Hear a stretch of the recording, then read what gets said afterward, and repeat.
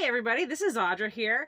So it is time to start our seedlings for our spring and summer gardens. Yes, you heard that right. It is time to get our fingers dirty, get into the soil, and start planting. So I've got things that pulled out here to show you. Now this is just a small representation of what I'm starting. So go wild, seriously. So what I'm doing is, especially like long season plants, tomatoes, peppers, artichokes is another one that really needs a long growing season, eggplant, tomatillos, those are ones you're going to want to get started right now. Add to that your brassicas. You're going to want to get things like this going right now. Your, I was going to say squash, that's not on the list just yet. If you start squash now, they'll be a little bit hard to control unless you can keep up potting. Anyway, you're going to want to focus on, if you like these things, you're going to want to do cabbage, Brussels sprouts, broccoli, cauliflower, things like that. You're going to want to get those started.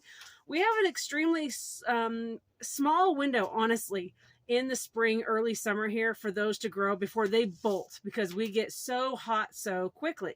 So if you're going to get them started now. Consider a space in the garden where you're going to want them. I highly, highly suggest that you get yourself some floating cover like agribon or some sort of a netting, because you're going to want to protect those from pests. Those are going to be huge aphid pullers into the garden. Those are trap plants. They bring in bugs. So you're going to want to think about protecting them, which if you're starting seeds now, I would suggest starting some basil. There's a bunch of other herbs you can be starting. Lavender is another good one. It confuses those pests. It gets them, they can't figure out exactly where it is, what they want to eat. So when they're looking for Brussels sprouts, if they're constantly bumping into things like basil and lavender, it's going to drive them away, which is perfect. That's what you want to do. You can do, I mentioned, trap plants. You can trap them in a zone if you want to plant like a square area or a row of plants that you're like, sorry guys, you're the bug buffet. So you're not planning on eating those yourself. You're intentionally planting those to be food for pests. I know it's crazy, right? Why would we do that? But if you've got another area where you're planting, and especially consider companion planting, you'll be able to help ward off those pests. I don't use chemicals. I use companion planting. So another thing we're going to want to be thinking about is your greens. This is kale, but you're also going to be wanting to start your lettuces, collards, things like that. Anything, again, those are short season here in our spring, summer, only because we get so hot so fast, they bolt like crazy. So anyway, you're going to want to get those started. If you're a succession planter, you're going to be wanting to plant these types about every 2 weeks. If you're succession planting for greens, you're going to want to do these about once a week. And that is because when we succession plant, we're going to grow these, plant them out. So I like a 2-week gap. It gives me plenty of time for, I can plant out, plant. I'm planting, I'm up potting, I'm starting at different times, but then my harvest is extended. That's why I like succession planting.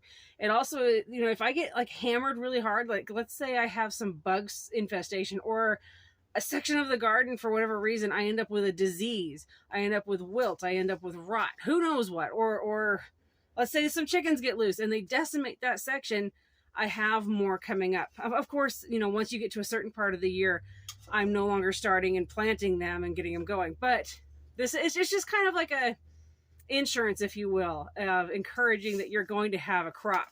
Now, the reason you're going to plant greens and everything once a week at least, sometimes like during the heavy season, I'll even be planting, depending on how many I'm doing, maybe even a twice a week planting, only because we enjoy salads and greens. And like, let's say I'm canning spinach, I'm going to actually be putting up a whole lot more spinach into the garden so I can be canning it or dehydrating. Kale is another one we really like to dehydrate and powder or do kale chips. So, there's all those reasons why you're going to want to consider how much do you need to plant, how often. And then once you hit, you're going to plant, honestly, here in Idaho, you can kind of squeak these guys into July. If you have a shady zone, you can squeak these guys into July. But I'll tell you what, July is when all of a sudden our gardens spring to life, because like before July, you're like, come on, please grow. Oh my gosh, my garden's, and then all of a sudden you're going to walk out there in July and it's going to be like a jungle exploded. But that's because it got hot, and these guys love the heat. So these guys, peppers, where'd the peppers go? These guys, they explode. They go crazy, and your squash are filling in, things like that. So that's when you're going to want shady zones for these guys. Now you can invest in shade cloth. When you're planting, you can plant them on the north side of tall plants. Like I'll plant them behind corn. The corn shades them, you know, gives them that.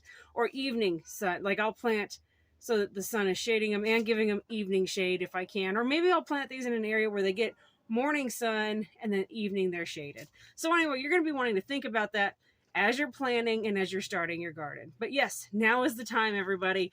Start those seeds. And like I said, hold off on squash, cucumbers.